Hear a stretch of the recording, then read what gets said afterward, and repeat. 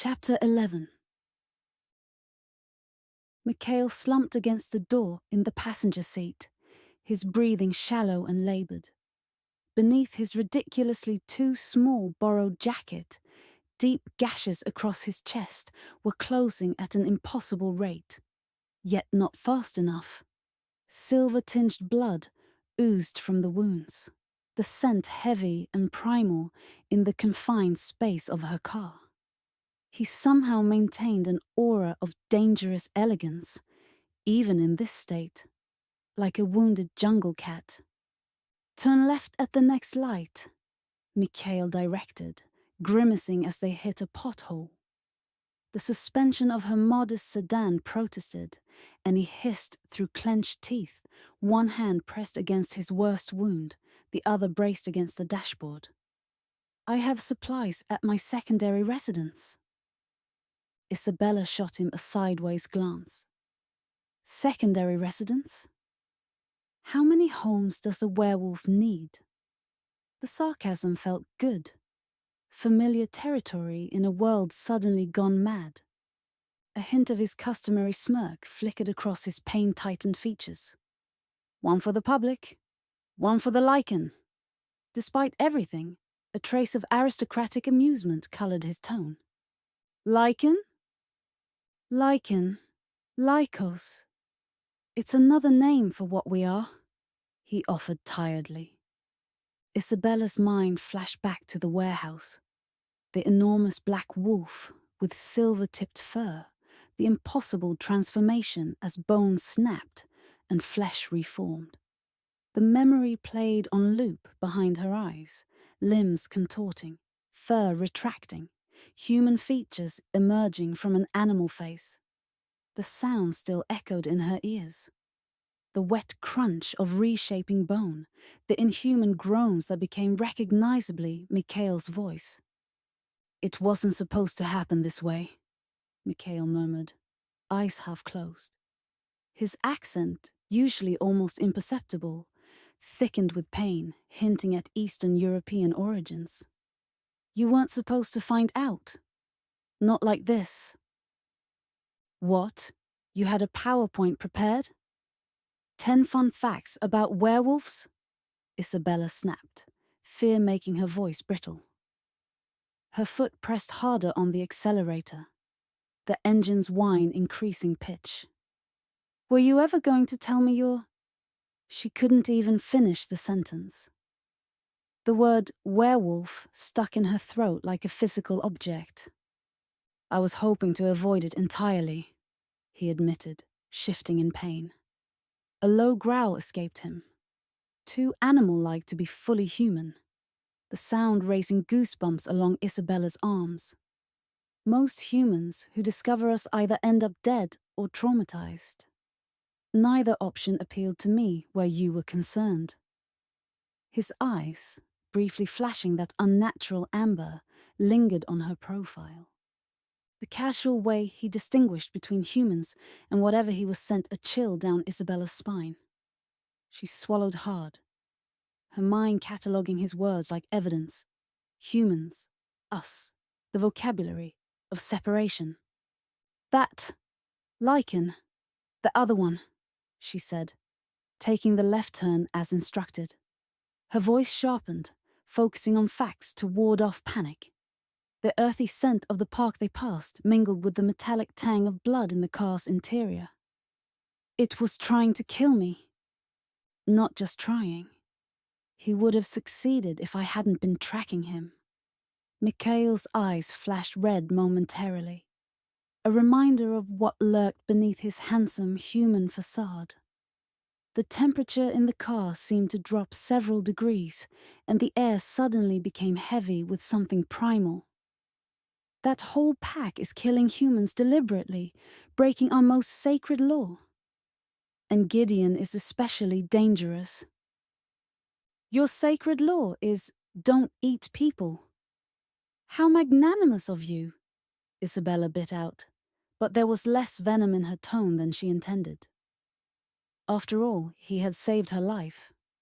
Her hands flexed on the steering wheel, remembering how close those savage jaws had come to her throat. the hot breath she'd felt against her skin, the gleam of teeth in moonlight. A silence fell between them as she navigated through quieter streets, where historic bungalows gave way to sleeker modern developments. Dawn painted the city in soft pinks and golds, light filtering through the trees that lined Atlanta's streets, dappling the asphalt with shifting patterns. The juxtaposition of mundane beauty against the supernatural horror she'd witnessed made everything seem slightly unreal, like she was moving through a dream. "Why did you help me?" she finally asked, her voice small in the blood-scented confines of the car. The question had been burning her mind since he'd intervened at the warehouse. Mikhail turned to look at her, his grey-blue eyes fever-bright with pain. "Because you're unrelenting in pursuing justice, even when faced with the terrifying. Because you care more about truth than self-preservation." His voice dropped lower, almost a growl. "And because I couldn't bear the thought of claw marks across your throat." The raw honesty in his tone caught her off guard. Isabella swallowed hard, one hand unconsciously rising to her neck, where triple claw marks would have been carved. Her fingers traced the unmarred skin there, feeling her pulse hammering beneath. A strange question occurred to her.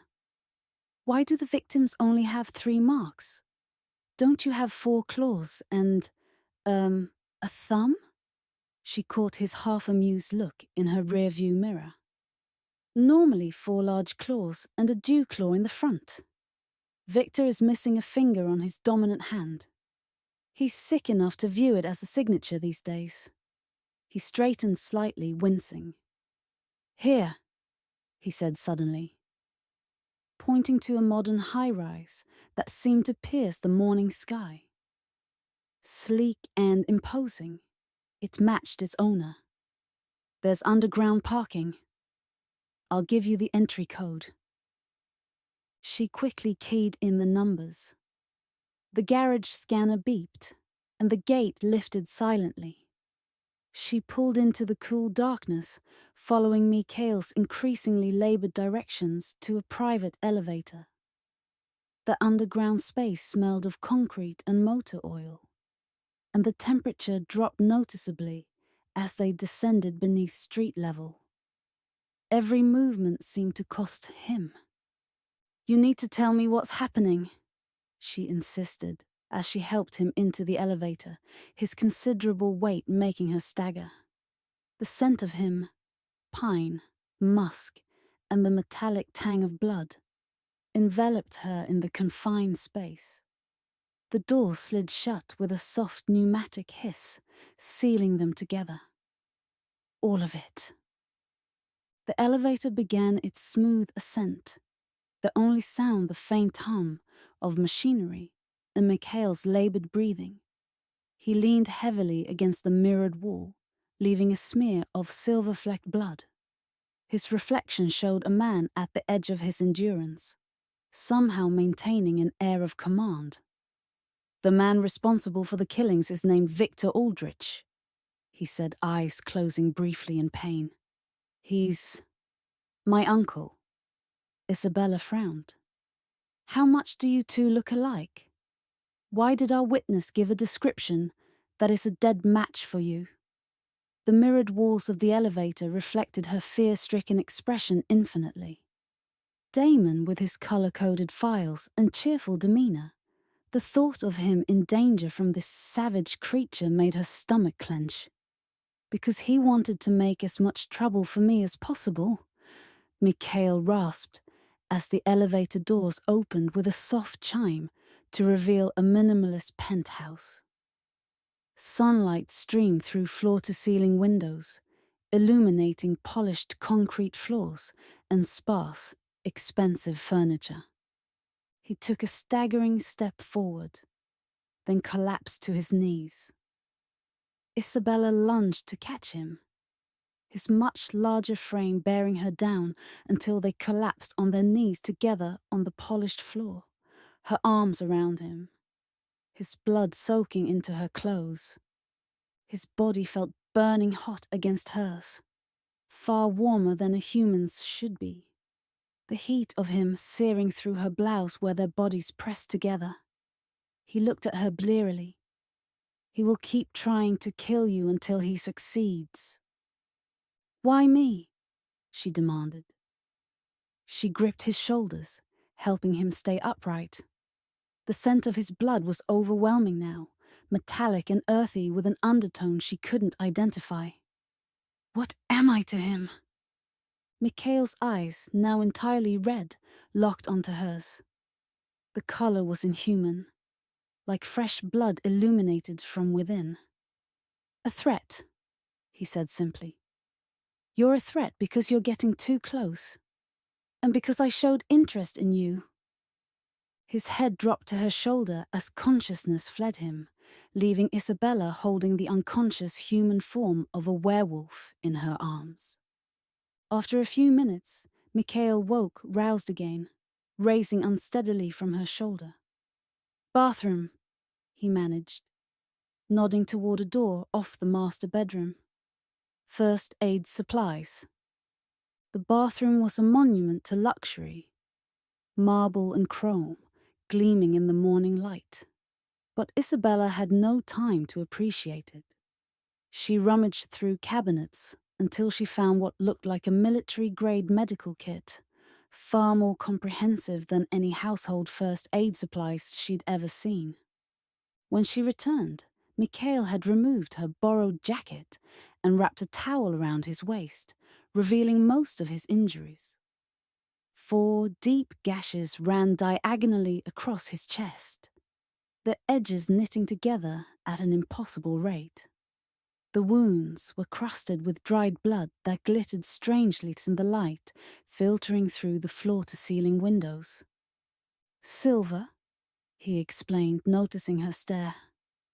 It's why I'm healing slower. Gideon wears custom fighting gloves with silver alloy blades embedded in the knuckles. They are specifically designed to deliver silver directly into the bloodstream, preventing regeneration. Victor teaches his followers how to fight werewolves using our weaknesses against us. Most humans wouldn't know to use silver, but Victor makes sure his people do. Isabella set the kit beside him on the bed and hesitated, medical supplies in hand. I don't know how to treat this. She gestured at his inhuman wounds. Clean the wounds. Remove any silver particles. The rest, my body will handle. She opened an antiseptic solution and began to clean the gashes. Mikhail hissed through clenched teeth, his eyes momentarily flashing red before returning to their usual storm blue. The muscles in his abdomen tensed under her touch, ridges of strength visible beneath smooth skin. Sorry, she murmured, gentling her touch. She was grateful for her EMT training, which had helped her through college and law school. Don't be. It's necessary. His voice was strained but controlled. There's a pair of tweezers in the kit. You'll need to check for embedded silver fragments. Isabella worked methodically, her focus narrowing to the task at hand. Each time she extracted a tiny silver shard, Mikhail's body would tense, a low growl building in his chest before he suppressed it. The antiseptic scent burned Isabella's nostrils as she extracted another silver fragment from Mikhail's wound. Each time the tweezers connected with the embedded metal, his body tensed beneath her hands, muscles coiling with pain he refused to voice. Only the occasional flash of crimson in his eyes betrayed the agony. Almost done, she murmured, dropping another silvery shard into the metal bowl beside her. The pieces made a delicate tinkling sound, incongruously beautiful for something deadly to his kind. Sweat beaded on Mikhail's forehead, trailing down his temple as he watched her work with predator-sharp focus. "You have steady hands," he observed, voice rougher than usual. For someone who discovered werewolves exist less than 12 hours ago. Isabella dabbed antiseptic solution over the most significant wound. Steady hands come with the job. Juries don't respond well to prosecutors who appear nervous. Her professional mask was slipping back into place, a familiar comfort in this unfamiliar territory. Though I admit, law school didn't cover removing silver fragments from supernatural beings. A ghost of a smile flickered across his face. "No, seems like a significant oversight in your education." He eyed her appraisingly. "Do you know how to set up a blood transfusion?" "Try me." Isabella kept her expression deadpan. It had been years, but she was sure she could still manage. He gave her instructions on how to get into the cabinet with a hidden blood bank, and bore her attempts to get a bag started with stoic complacency. He was so still as he leant against the bathroom wall that she suspected he might have fallen asleep. Finally, satisfied that the line was running the blood correctly, Isabella leaned back and studied him. His wounds were already looking better, the angry red edges beginning to knit together once the silver was removed. Isabella sat back on her heels, surveying her work with clinical detachment that belied the chaos of her thoughts. Sunlight streamed through the floor-to-ceiling windows, illuminating his torso. All lean, muscle and smooth skin, marred by the vicious gashes healing before her eyes. "The rate you're healing is—" She shook her head, searching for words. "Convenient," Mikhail supplied, carefully shifting to a seated position. He barely winced now, though the movement would have sent a human to the emergency room. The blood helps accelerate the healing. Something clicked together for Isabella. "Is that why Victor is draining his victims?" Mikhail's expression darkened. "We're not certain. He didn't start doing that until after I took over Atlanta. Think of blood as fuel. It can be used for many different things by supernatural creatures. Lichens heal fast even without the help of blood. It's one of the few perks of this condition." "Is that what you call it? A condition?" Isabella gathered the bloodied gauze, dropped it into a disposal bag, and tried to appear nonchalant. "Some call it a curse. Others, a gift." His eyes, back to their normal blue-grey, studied her with centuries of weariness behind them. "The oldest among us remember when we were worshipped as gods. The youngest struggle with what they see as a contamination of their humanity." Mikhail shifted against the headboard, his wounds knitting together beneath the antiseptic sheen. The morning light caught in his dark hair, illuminating strands of silver that seemed too premature for his apparent age. "And what do you call it?" Isabella asked, carefully disposing of the last bloodied gauze pad. Her preference for precise questioning remained intact, even as her worldview had shattered around her. A shadow crossed his face, something ancient and feral moving behind his eyes. "A responsibility," he finally said. "One I didn't ask for, but must honor nonetheless." Isabella watched as he tested his mobility, muscles rippling beneath skin torn open hours earlier. The clinical part of her mind noted the accelerated healing with fascination. In contrast, another part of her that she wasn't ready to examine closely appreciated the fluid grace of his movements despite his injuries. "Your uncle doesn't seem to share your sense of responsibility," she observed, closing the first aid kit with a decisive snap. Mikhail's expression hardened. "Victor believes our kind should rule, not protect. He sees humans as either prey or servants. His gaze softened when it returned to her face. I've spent decades opposing that view. The casual mention of decades from a man who appeared barely 35 sent a fresh wave of disorientation through Isabella. She rose from the bed, needing distance, needing to process. The penthouse's floor-to-ceiling windows offered a panoramic view of Atlanta awakening, traffic flowing, pedestrians hurrying, the mundane world continuing in blissful ignorance of the predators walking among them. "How many of you are there?" she asked, her back to him, voice steady despite the turmoil beneath. "In Atlanta? Close to 80, spread across 3 packs. The bed creaked as he stood, and she could sense him approaching, maintaining a respectful distance. "Worldwide? Thousands!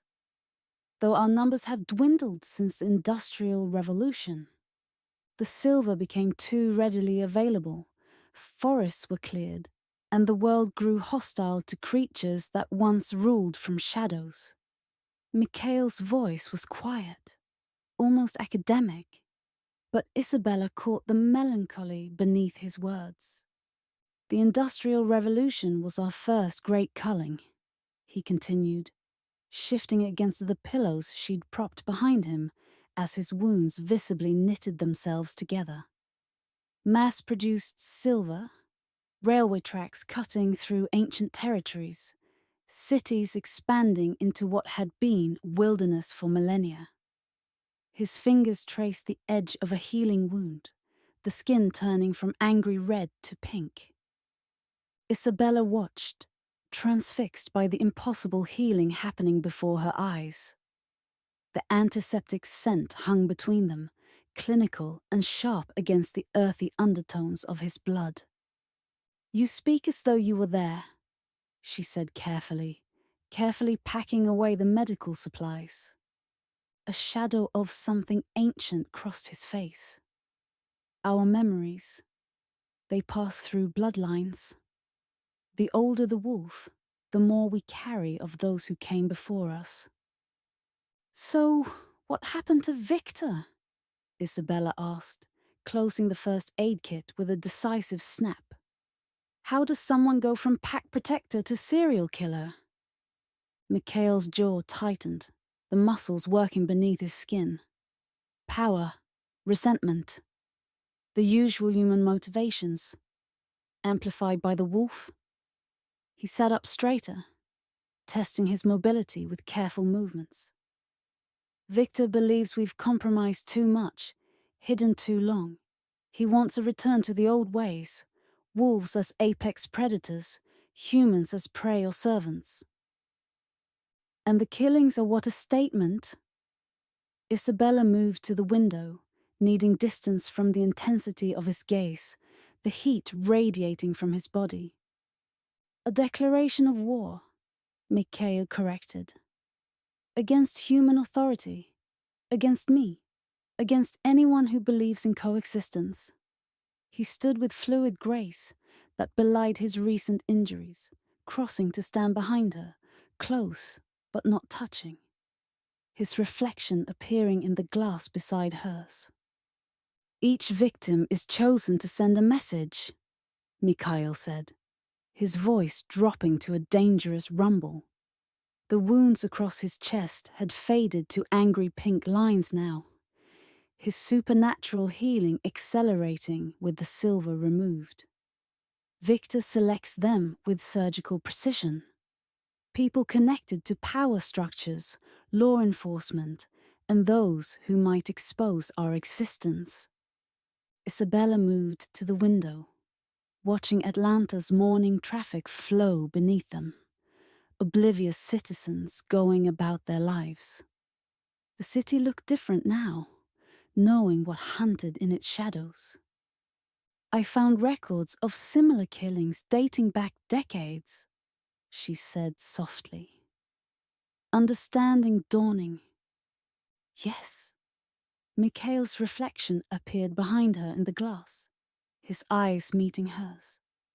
The first victim worked for the city planning office. She had flagged unusual property acquisitions around historic park territories. The second was a forensic technician who noticed anomalies in blood samples. He stepped closer, his heat radiating against her back. Each death is a message to those who might see too much. And a message to you, Isabella added, turning to face him. Challenging your authority as alpha, marking your territory. Mikhail looked at her sharply. You understand pack dynamics surprisingly well.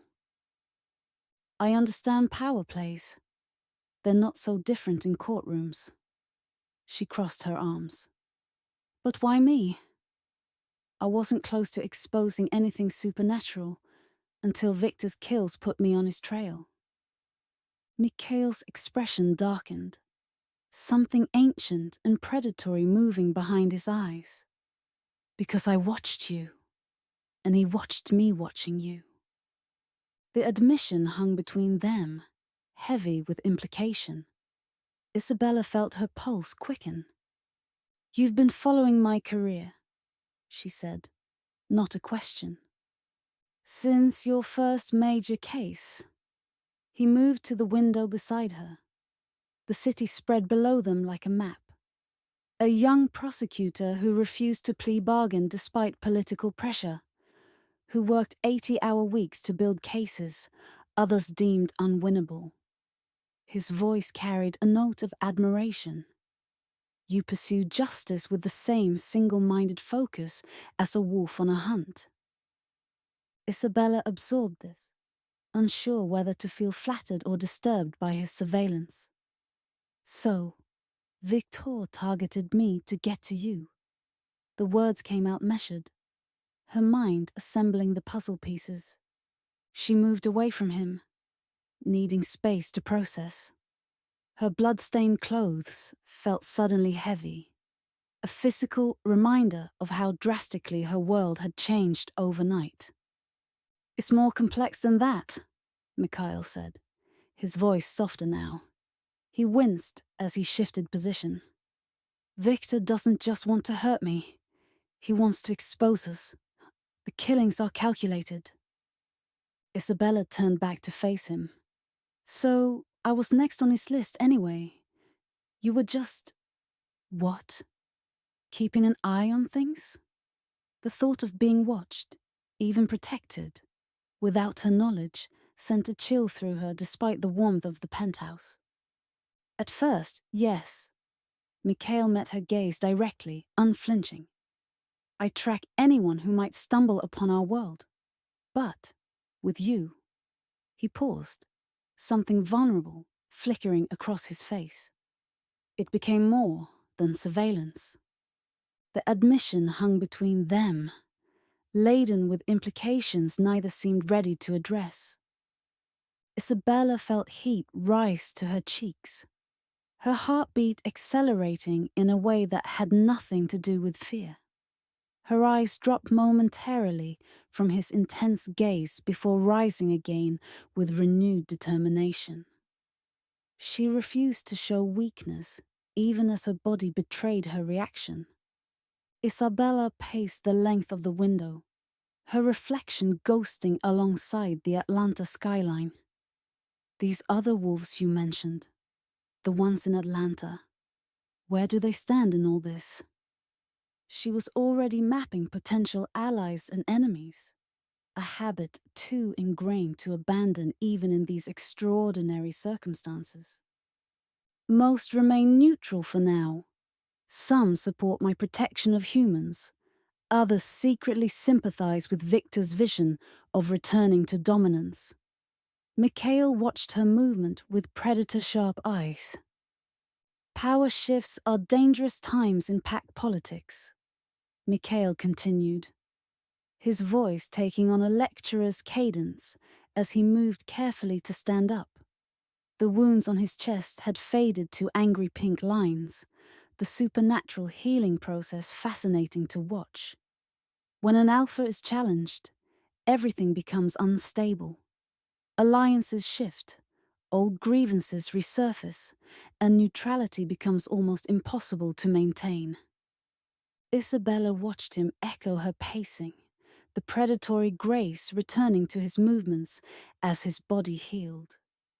Sunlight streamed through the floor-to-ceiling windows, casting his profile in gold, highlighting the handful of silver threads in his dark hair that seemed incongruous with his apparent youth.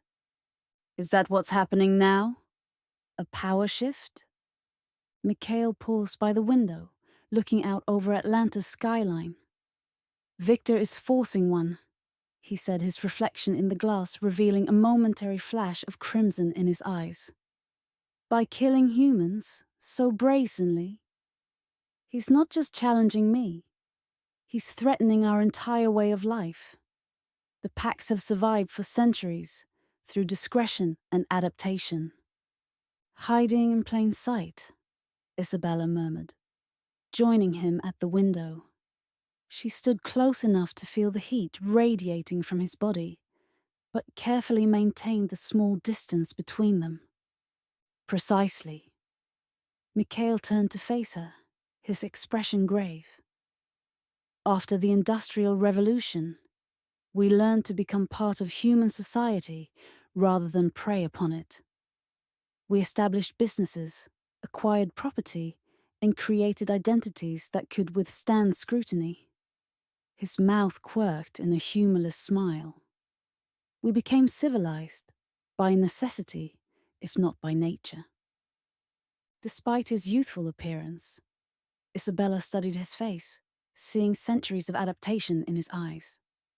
And Victor wants to undo all that? Return to... what? Open hunting of humans? Victor believes we've compromised too much, become too domesticated. The disgust in Mikhail's voice was palpable. He views humans as either prey or servants, nothing more. Mikhail's voice carried a weight of centuries, and his disgust at his uncle's philosophy was evident in the hard line of his jaw. The silver-edged wounds across his chest had faded to angry pink lines now, his supernatural healing accelerating with every passing minute. "Except I'm neither," Isabella replied, lifting her chin with the same defiance that had carried her through countless courtroom battles. The morning light streaming through the penthouse windows caught in her dark hair. "And that's what makes me dangerous to him." Mikhail studied her face, something like admiration flickering across his features. "Yes, you refuse categorization. Victor doesn't understand humans who stand their ground." He moved closer, his movements fluid, despite recent injuries. "You were investigating him before you knew what he was, following the evidence, building a case. Humans who pursue predators. They disrupt his worldview." A soft electronic chime interrupted their conversation. Mikhail tensed immediately, his posture instantly shifting from wounded to ready to attack. Isabella watched as he inhaled deeply, his nostrils flaring slightly. "It's Katerina," he said, relaxing marginally. "She's safe."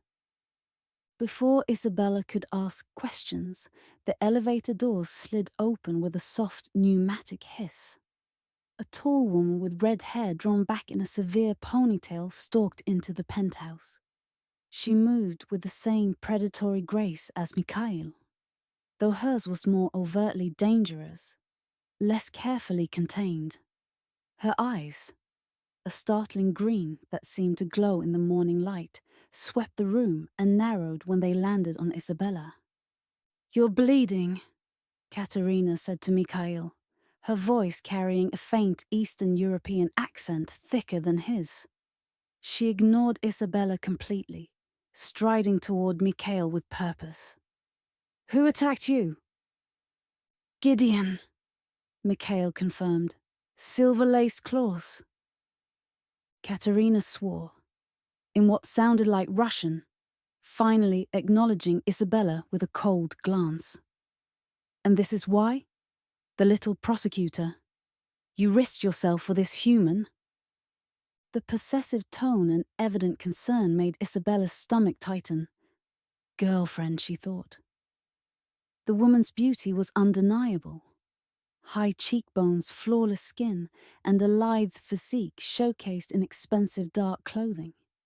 The easy familiarity with which she approached Mikhail, reaching out to grab his jaw without hesitation and study his wounds, suggested intimacy. Isabella felt foolish for thinking someone as good-looking and successful as Mikhail Volkov wouldn't have an equally stunning girlfriend. "She was Victor's target," Mikhail replied, his voice taking on an edge that Isabella hadn't heard before. "Gideon would have killed her." "So?" Katerina challenged, her accent thickening with emotion. "Humans die every day. You are Alpha? Your safety must always come first." Isabella bristled at being discussed as if she weren't present. "I'm standing right here," she said. "And I didn't ask to be saved. Although if she were being honest, she'd kind of appreciated it." Katerina turned to her fully now, eyes flashing an angry emerald momentarily. "No, you just walked alone into a trap because you couldn't leave well enough alone. Brainless arrogance like all the rest of City Hall." "Katerina," Mikhail said, the single word carrying unmistakable disapproval. "Miss Santos is under my protection now." Katerina stiffened as if he'd slapped her, then inclined her head slightly, almost imperceptibly. "As you wish, Alpha." Her tone made it clear that she was displeased by this turn of events. Isabella made a mental note to watch her back around this woman. After another moment of glacial disapproval, Katerina stirred into motion. "Let me check the rest of your wounds," she ordered. Damon grimaced but raised his shirt. The redhead looked closely at the bandages and the cuts and lacerations that hadn't required bandaging. She even peeled back the corner of a bandage to assure herself that everything was fresh and dry beneath.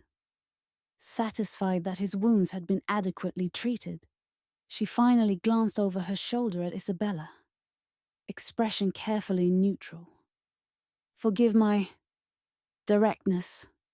Mikhail's safety is my most important responsibility." Something about the formality of the address and the deference in her posture made Isabella reassess her initial assumption. Not girlfriend, employee, or whatever the lichened equivalent was. "You're his security," Isabella said, understanding dawning. "His enforcer, yes," Katerina confirmed.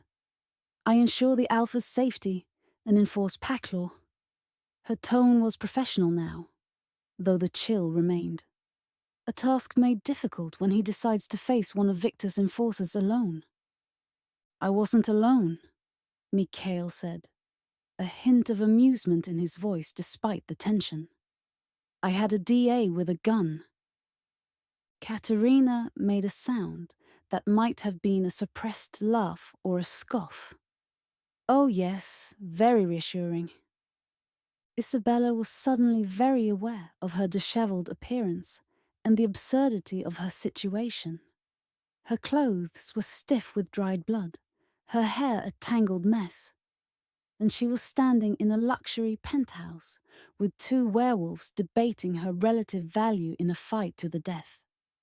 "I should go," she said, needing space to process.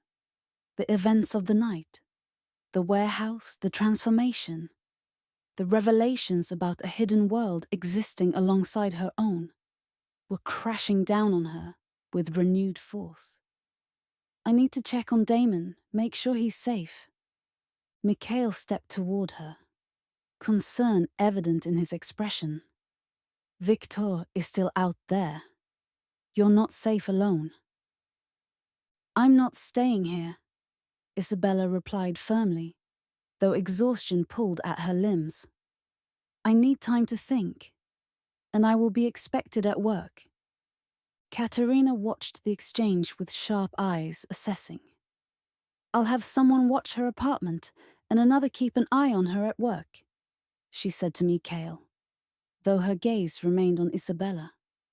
Discreetly, I don't need, Isabella began. It's not negotiable, Katerina cut her off. You've seen too much now. You're either under our protection or you're a liability. The words were delivered without malice. They were simply factual.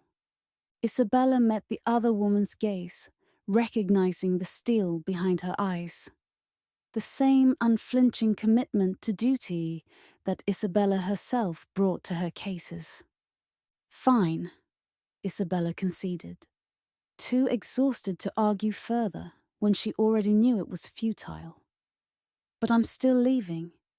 I need clean clothes and about 12 hours to accept that werewolves are real and running half of Atlanta's real estate. A ghost of a smile touched Katerina's lips. Only a third. The vampires have another third. She's joking, Mikhail said quickly, seeing Isabella's expression. Mostly. The Fae have made some important acquisitions recently. Isabella closed her eyes briefly, gathering the last of her composure. She could feel the beginning of a migraine forming behind her eyes. I'm going to pretend I didn't hear that until I've had sleep and coffee. She moved toward the elevator, every muscle aching from the night's ordeal. Mikhail followed, keeping a respectful distance. I'll have a car take you home. No need, I can drive mine. Your car has blood all over the interior, he reminded her gently. It would be difficult to explain if you were pulled over. Let me have it cleaned, and I'll have it dropped off at your office later today. Isabella conceded with a nod, too tired to argue further and oddly thankful he had people, or for all she knew, house elves, who knew how to get blood out of leather. She couldn't afford a new car for a few more years. As the elevator doors opened, she turned back to face them. Mikhail, with his partially healed wounds, Katerina, with her watchful green eyes. Two predators in human form, their power barely contained beneath civilized veneers. I'll contact you when I've checked on Damon, she said to Mikhail. And then, we need to talk about how to stop these killings. Of course, Mikhail agreed, something like admiration flickering in his eyes. Rest first. The hunt can wait a few hours. The elevator doors closed, leaving Isabella alone with her reflection in the mirrored walls. She stared back with eyes that had seen too much to ever return to blissful ignorance.